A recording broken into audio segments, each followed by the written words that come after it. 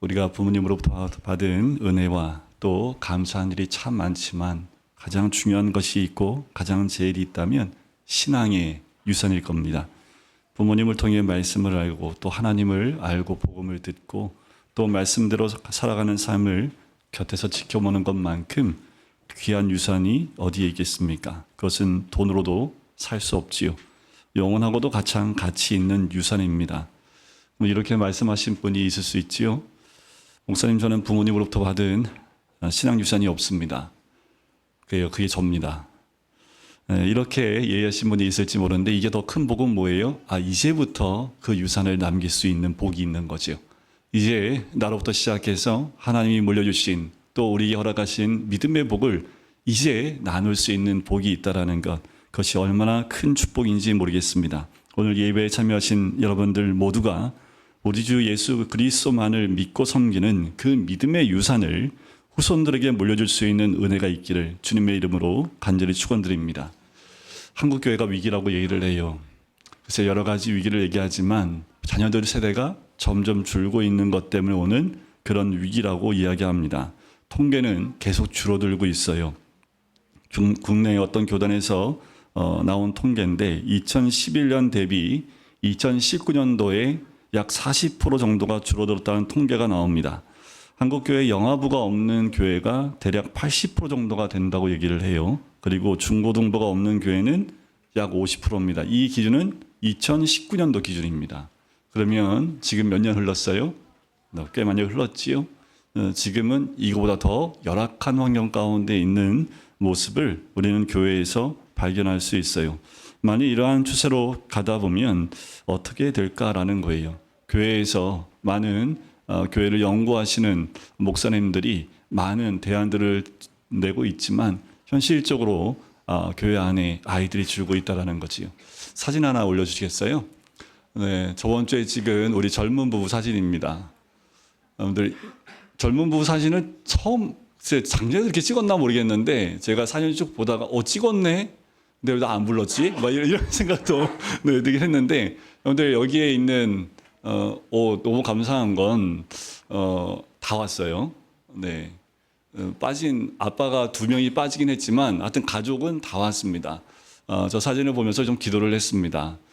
상황이 어떻든 집이 멀리 있든 그리고 상황에 따라서 매주 나오지 못하든 어떻든 간에 여기에 나와 있는 이 젊은 부부와 아이들, 이 아이들이 교회 안에서 믿음의 유산을 잘 이어받을 수 있도록 하나님 이 가정들과 아이들 가운데 함께 해달라고 제가 이 사진 붙들고 일주일 동안 기도를 했고 여러분들에게도 우리 교회의 신앙의 유산을 받아야 될 아이들임을 또 젊은 부부가 그렇게 힘을 다할 수 있도록 우리가 기도해야겠다라는 생각이 들었습니다. 여러분들 믿음의 1세대, 2세대, 3세대로 이어지는 그 믿음의 유산이 이어져야겠지요. 그런데 지금 교회들은 그런 문제들, 연결이 되지 않는 그 문제들이 있다라는 것이요. 여러분들이 믿음이 이어지기를 원하는 분은 누굴까요? 네, 저는 여러분들 이 믿음이 이어져 나가길 원하지요. 또 부모님도 원할 겁니다. 그리고 1세대의 믿음을 갖고 있는 사람들도 분명히 믿음의 유산이 이어지기를 원하겠지요. 믿음이 이어지기를 누구보다 원하는 또 한 분이 있습니다. 다음으로 넘겨주시면 됩니다. 네, 사진만 띄워놓으니까 다들 사진에 집중되셔갖고, 네. 우리에 빠진 사람 없나 이렇게 쳐다보시는 것 같아서 믿음이 이어지기를 누구보다 원하시는 우리 하나님이십니다.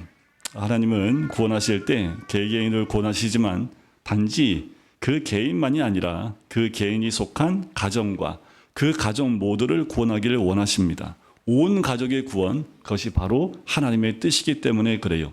특별히 그 근거로 오늘 우리가 읽은 출애굽기 12장 3절 말씀을 들 수 있는데요. 이 말씀은 우리가 잘 알다시피 유월절이 제정되는 말씀입니다. 하나님은 자신이 유일하고 참된 신이심을 나타내시기 위해서 애굽의 거짓 신들을 심판하시지요. 그래서 10가지 재앙을 내리십니다. 그 마지막 재앙이 장자의 죽음이에요. 장자의 죽음은 자녀의 죽음이지만 단지 자녀의 죽음을 의미하는 것이 아닙니다. 장자의 죽음이 의미하는 것은 가문의 죽음이고요. 가문의 대가 끊긴다는 의미를 갖고 있습니다. 그렇기 때문에 장자의 죽음은 그 가정에 대한 심판을 의미하는 거예요. 하나님을 섬기지 않고 거짓 신들을 따르며 하나님을 부정한 이들에게 대한 결과는 재앙이며 심판입니다.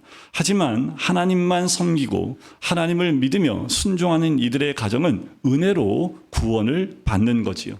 장자의 구원은 곧 가정의 구원을 의미합니다. 이 장자의 죽음에서 건진받은 은혜를 누릴 수 있게 하기 위해 하나님은 유월절 규례를 정하십니다. 성경의 절기가 세상의 기념일과 다른 점이 있어요.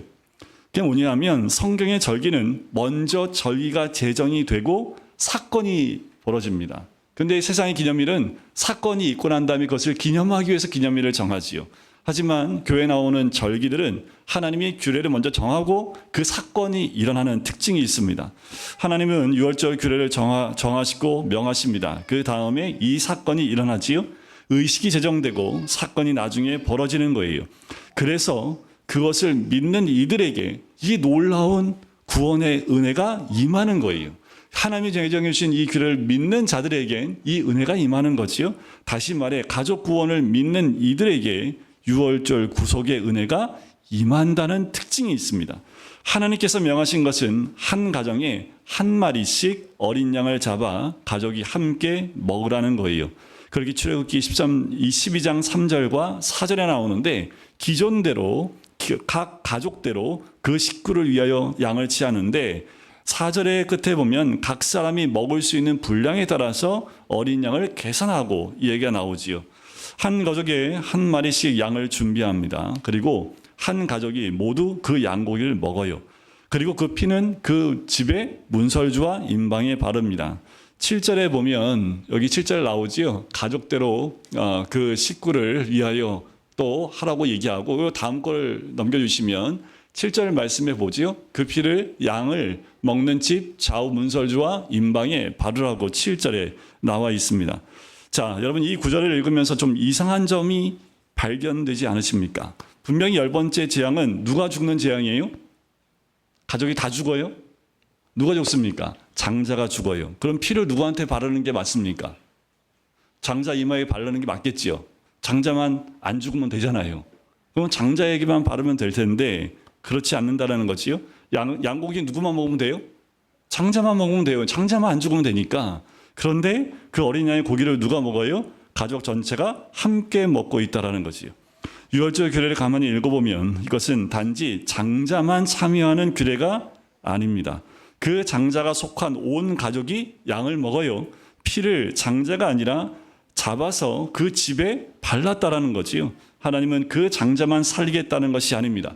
장자를 살림으로써 온 가족을 살리시겠다라는 거지요. 이것이 하나님의 뜻이고 하나님의 계획이며 하나님의 약속입니다. 물론 구원이라는 것은 개개인의 믿음의 반응이 요구돼요. 믿음을 통한 영생은 누가 대신할 수 있는 것이 아니지요. 하지만 구원의 약속은 단지 장자만이 아니라 그 가족 모두에게 주어진 약속이라는 거예요. 그렇다고 해서 가족을 하려는 모든 수고가 필요 없거나 대가를 지불하지 않아도 자연스럽게 된다는 뜻은 아닙니다. 가족 전도를 위해 많은 기도와 수고가 필요하지요. 그러나 내가 믿었고 내가 하나님의 어린 양 예수를 통해 영생을 받았다면 하나님의 뜻은 나만이 아니라는 겁니다. 나를 통해서 온 가족의 구원의 은혜를 누리게 한다는 것, 그것이 그분의 뜻이라는 사실이에요. 이것이 우리가 놓쳐서는 안 될 은혜의 언약입니다. 구원의 약속이 각 개인만이 아니라 가정 단위로 주어진다는 것은 여러분들 성경에 굉장히 많이 나오는 것을 봐요. 예를 들어 노아를 보세요. 하나님은 누구를 의인이라고 얘기하셨습니까? 노아를 의인이라고 얘기했어요. 노아를 당대 의인이라고 얘기하셨고 홍수에서 노아만 그래서 건지셔야겠다 하지 않았습니까? 그러나 그렇지 않지요. 하나님은 사람들의 죄악을 보시고 다 멸하기로 작정하셨어요. 하지만 노아만이 아니라 노아를 통해서 누가요? 가족이 다 방주로 인도하셔서 그를 건지십니다. 그 내용이 창세기 6장 17절과 18절에 나오는 거지요.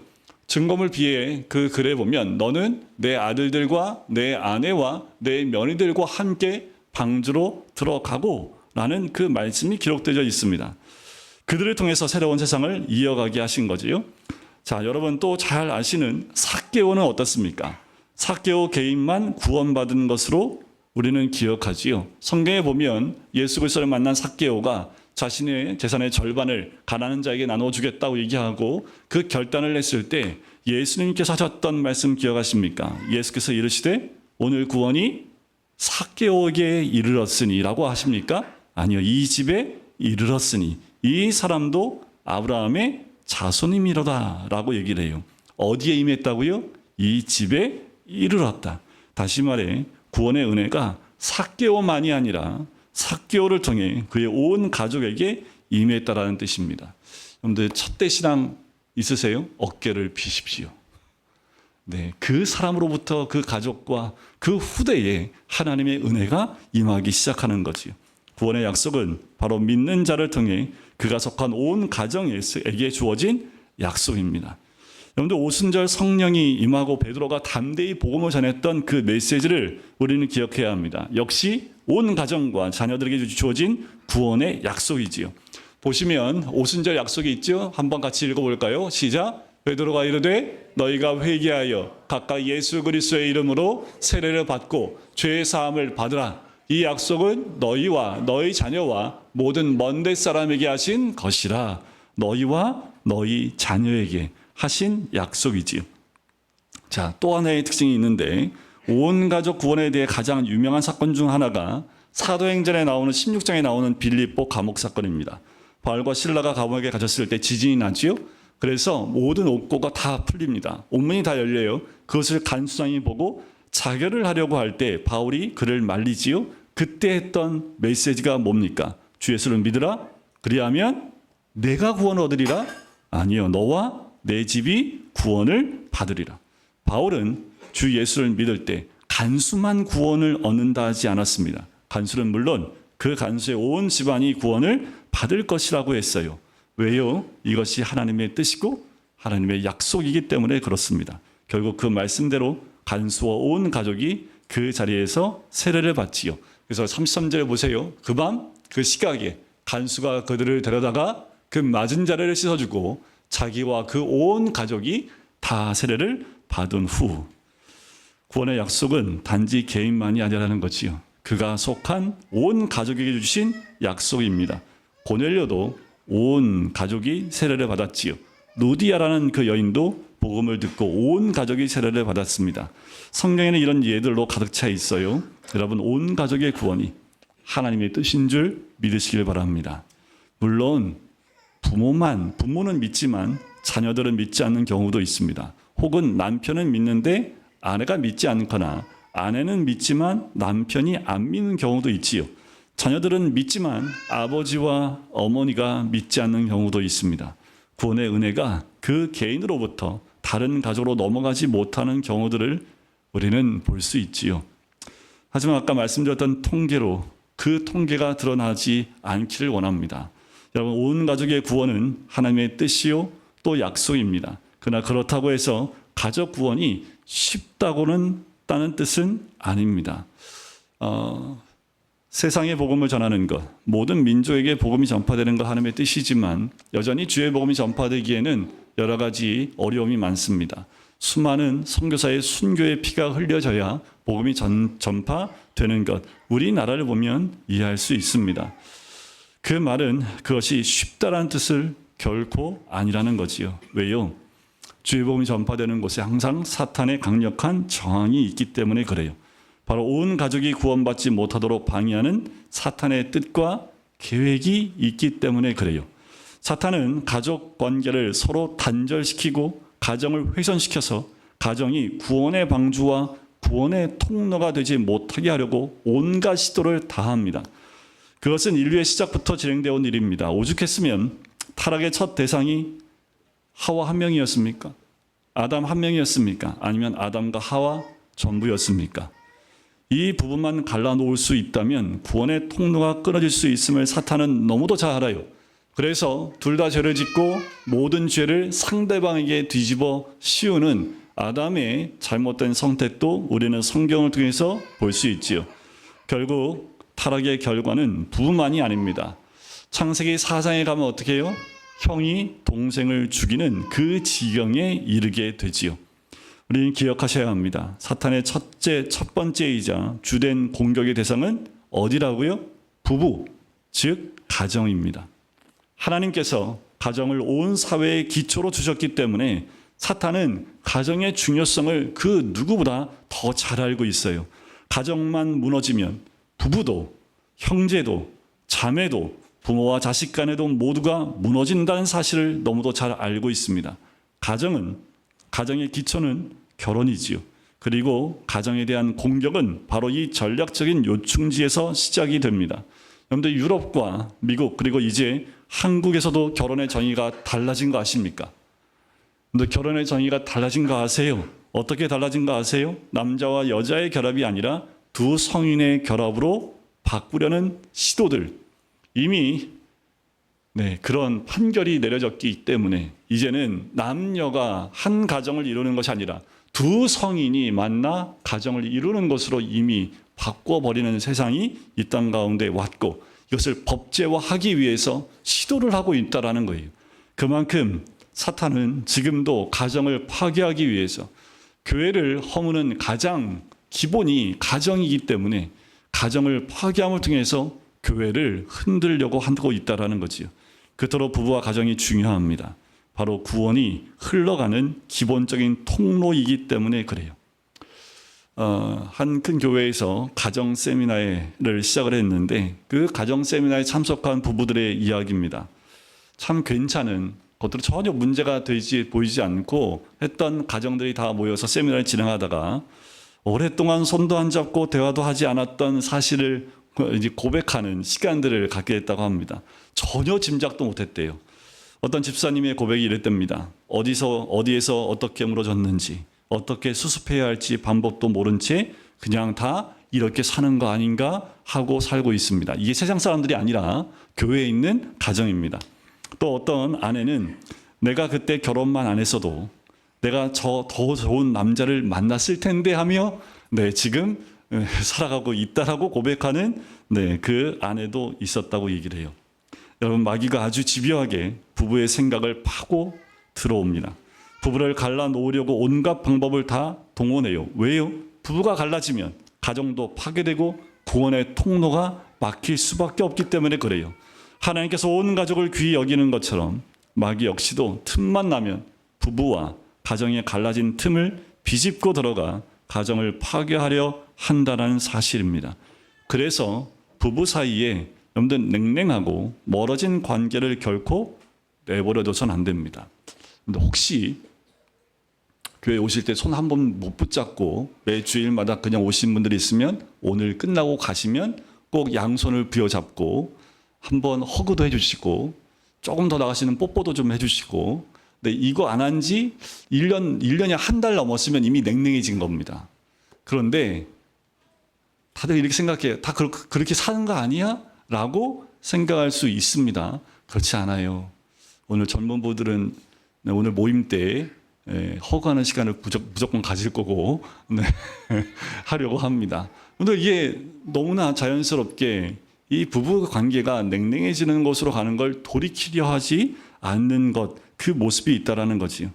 하나님의 구원의 약속이 주어졌지만 그 구원의 은혜를 누리지 못한 안타까운 가정 이야기가 성경에 있어요. 어떤 가정일까요? 롯입니다. 하나님께서 소돔과 고모라를 멸하실 때 아브라함의 기도를 들으시고 롯을 구원하시지요. 하지만 하나님은 롯만 구원하려 하시지 않았습니다. 창세기 19장에 보면 롯의 집에 오게 된 천사들이요, 롯에게 묻는 내용이 19장 12절에 나오지요. 뭐라고 합니까? 그 사람들이 롯에게 이르되 이 외에 내게 속한 자 또 있느냐? 내 사위나 자녀나 성 중에 내게 속한 자들을 다 성 밖으로 이끌어내라. 여기도 동일한 원리가 나와요. 하나님은 롯만 구원하려 하지 않으시고 롯에게 딸린 가정, 식구들 다 구원하기를 원하셨다는 사실입니다. 이것이 우리에게 주어진 은혜이지요. 구원의 약속입니다. 우리가 가정에서 혼자 믿었다면 하나님은 우리만이 아니라 우리에게 속한 주위의 모든 가족들을 구원하기 원하신다라는 거예요. 하지만 이 약속이 주어졌지만 이것을 믿지 못한다면 이 약속은 실제가 되지 않습니다. 주 예수를 믿으라. 그리하면 너와 내 집이 구원을 얻으리라 라는 말씀을, 이 약속을 굳게 붙들고 기도하며 나가면 하나님이 반드시 이루어 주실 줄 믿습니다. 롯의 말을 듣던 결혼할 사위들은 롯의 말을 어떻게 여겼다고 나옵니까? 빨갛게 나와 있지요. 뭐 어떻게 여겼다고요? 네, 농담이에요, 농담. 하나님 말씀을 농담으로 여기는 것만큼 죄는 없습니다. 굉장히 여러분들 주의해야 될 부분인데 이 사회들이 농담으로 여겨요. 소돔과 고모라의 세속적인 흐름에 물든 그들의 모습이지요. 이 세상의 타락한 가르침에 세뇌가 되어버려서 구원의 약속의 말씀을 받아들이지 못하는 겁니다. 결국 누구만 나와요? 아내와 두 딸을 데리고 나왔지만 결국 아내도 뒤를 돌아봐서 소금 기둥이 되고 맙니다. 롯의 가정의 케이스가 성경에 기록된 이유가 두 가지입니다. 하나는 하나님은 온 가족을 구원하기 원하신다는 것을 믿으라는 거예요. 또 하나는 사탄은 그 약속을 믿지 못하도록 우리 자녀들의 정신을 하나님 말씀을 대적하는 것으로 쇠뇌시킬 것이라는 사실입니다. 저는 말씀을 준비하면서 제발 우리 자녀들이 부모의 믿음을 뛰어넘기를 원합니다. 우리 부모들은 우리 자녀들이 부모보다 잘 살길 원해요. 저는 그보다 더 중요한 것은 우리 자녀의 믿음이 부모 세대의 믿음을 뛰어넘어 그 믿음의 유산을 더 크게 남길 수 있는 그 자녀가 되도록 기도해야 된다는 거지요. 그런데 자녀들의 정신을 하나님 말씀이 아닌 하나님 말씀을 대적하는 것으로 세뇌시키는 것, 이것이 지금 세상이 우리에게 도전하고 있는 것들이에요. 온 가족의 구원이 일어나지 못하도록 사탄이 쓰는 또 다른 방법이 있다면 믿음의 이 세대들을 직접 공격하는 겁니다. 모세의 케이스가 그런데 모세가 태어났을 때 바로가 어떻게 합니까? 남자아이들을 다 죽이라고 얘기하지요. 그건 다음 세대의 대를 끊어버리겠다라는 시도입니다. 그래서 지금도 사탄은 부부를 갈라놓으려 하다가 실패하면 방향을 자녀들로 바꿉니다. 자, 모세가 살 수 있었던 것은 하나님의 은혜였지요. 그 은혜의 도구로 쓰인 자들이 누구입니까? 산파들입니다. 이 산파들이 하나님을 두려워해서 애굽의 왕의 명령을 어기지요. 이 산파들은 부모가 아님에도 불구하고 마치 모세가 자신의 아들인 것처럼 여기고 목숨을 걸고 다음 세대의 상징인 모세를 지켜준 거예요. 여러분, 이 산파들과 같은 이들은 교회에서 이들을 섬기고 있는 선생님들입니다. 선생님들은 자기 자녀가 아님에도 불구하고 학생들을 자신에게 맡겨진 아이라고 믿고 그 아이들을 위해서 중보하고 기도하며 주일날 나오지 않으면 그 나오지 않는 아이들을 붙들고 또 기도하고 눈물로 기도하는 그 산파와 같은 선생님들이 계시기 때문에 믿음의 대가 이어져 나갈 수 있는 거예요. 이런 산파들과 부모가 함께하기 때문에 이 다음 세대 가운데 구원의 은혜가 그들 가운데 임하게 되는 거지요. 저는 지금도 우리 아이들을 섬기고 있는 선생님들을 통해서 하나님의 구원의 역사가 지금도 이어져 가고 있다고 저는 생각합니다. 여러분들, 산파들이 성경에 기록되어 있습니까? 기록 안 되어 있습니까? 기록되어 있지요. 산파들의 역할을 하는 사람들은 하나님의 그 생명책에 온전히 기록될 줄 믿습니다. 가족 구원을 위해 산파와 함께 부모의 역할이 중요해요. 모세의 부모였던 아므람과 요게벳은 모세를 살리기 위해 갈대 상자를 만들었지요. 갈대 상자는 노아의 방주의 히브리어가 같아요. 테바입니다. 우연이 아니지요. 그 방주가 노아뿐만 아니라 온 가족을 구원하기 위한 방주였던 것처럼 갈대 상자는 모세의 부모와 모세라는 다음 세대 온 가족이 심지어 민족과 나라를 구원하는 방주였다라는 거예요. 이렇게 롯의 이야기, 모세의 이야기를 보면 하나님께서 온 가족을 구원하려 하신다는 것은 분명합니다. 그러나 동시에 사탄이 그 구원의 약속을 빼앗아 가려고 부부와 부모와 자녀 사이를 갈라놓으려고 한다는 사실도 알게 되지요. 우리는 치열한 영적 전쟁터 한가운데 살고 있습니다. 영적 전쟁터가 다른 데 아닙니다. 여러분들, 가정 안이 영적 전쟁터이지요. 이러한 때에 오늘 하나님께서 우리에게 주신 말씀은 이겁니다. 각 가정의 가장들이 온 가족의 구원이라는 이 진리의 말씀을 굳건히 믿고 선포해야 한다라는 거예요. 즉, 구원은 단지 개인에게 그치는 것이 아니라 온 가족을 위한 것임을 확신해야 합니다. 그리고 선포해야 돼요. 그 선포의 대표적인 사람이 여호수아입니다. 이스라엘 백성에게 말씀을 전하면서 담대하게 선포하지요. 믿음의 선포입니다. 뭐라고 선포합니까? 같이 한번 읽어볼까요? 시작. 너희가 섬길 자를 오늘 택하라. 오직 나와 내 집은 여호와를 섬기겠노라. 이 여호수아의 고백은 민족의 대표로서 한 말씀일 뿐만 아니라 한 가정의 가장으로서 영적 제사장으로서 하나님께 대한 고백입니다. 그리고 동시에 우상과 대적을 향한 선전포고예요. 나와 나의 집은 오직 주님만을 섬길 것이다. 너희가 아무리 우리 집안을 흔들고 깨뜨리려 해도 주를 향한 우리의 믿음과 헌신을 결코 빼앗을 수 없을 것이다. 온 가족의 구원에 있어서 가장 중요한 사람은 누구이겠습니까? 어머니도 중요하지만 바로 남편, 바로 아버지입니다. 교회의 머리가 그리스도이신 것처럼 가정의 머리는 남편이요 아버지예요. 우리가 다음 세대를 세우는 일에 힘쓰지만 실은 그것보다 더 중요한 일은 각 가정의 가장을 영적으로 든든히 세우는 일입니다. 아버지와 남편이 제대로 세워지면 아내도 살고 자녀들도 살고 온 가정이 다 사는 거예요. 그래서 아버지와 남편들이 이 여호수아처럼 담대히 대적을 향해서 선전포고를 해야 합니다. 너희들이 아무리 나와 아내 사이를 갈라놓으려 하고 부모와 자녀 사이를 갈라놓으려 해도 소용없다. 온 가족을 위한 하나님의 구원이 이미 우리 가정에 임하였음을 선포하노라. 나와 내 집은 주님만을 섬길 것이다. 우리 남편들 고개를 드시고 아버지들 교회를 드시고 안 나왔어요? 그러면 다음 주에 꼭 데리고 나오셔서 같이 외치하십시오. 여러분들 남편과 아버지가 담대히 외치셔야 됩니다. 믿음이 없어서요. 제가 예수 믿은 지 얼마 안 괜찮아요. 그게 중요한 게 아닙니다. 남편이 됐고 아버지가 됐으면 이미 그 자리에 세워진 거예요. 그다음 선포하셔야 하는 거지요.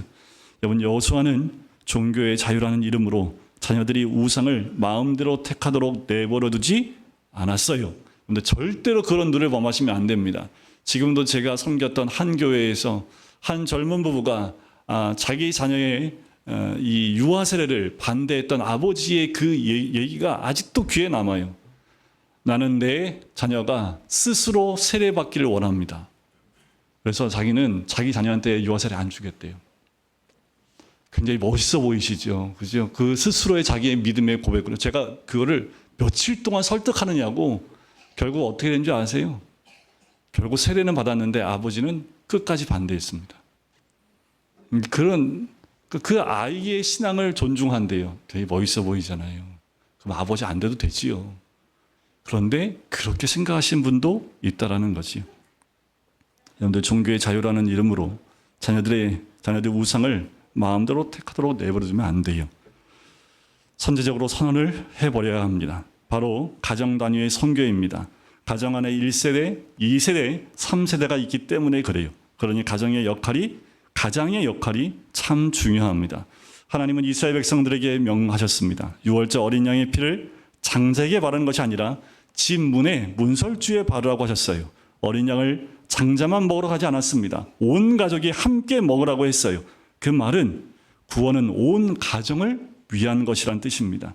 그것을 믿고 선포하며 기도한다면 하나님 반드시 온 가정을 구원하실 줄 믿습니다. 여러분 하나님은 한 사람만이 아니라 그 다음 세대 자녀들 온 가족을 위한 구원의 약속을 예비하셨습니다. 우리가 그것을 믿어야 하지요. 그리고 대적에 맞서 싸워야 합니다. 온 가족의 구원을 위해서는 때로는 희생적인 대가가 필요합니다.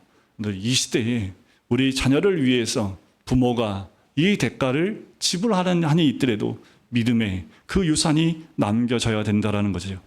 성도님들 중에 3대, 4대 대대로 이어온 믿음을 물려받은 분들도 계시겠지만 저와 같이 첫대 신앙인 분도 계실 겁니다. 하지만 어느 가정이든지 믿음의 첫대가 있었음을 잊으시면 안 돼요.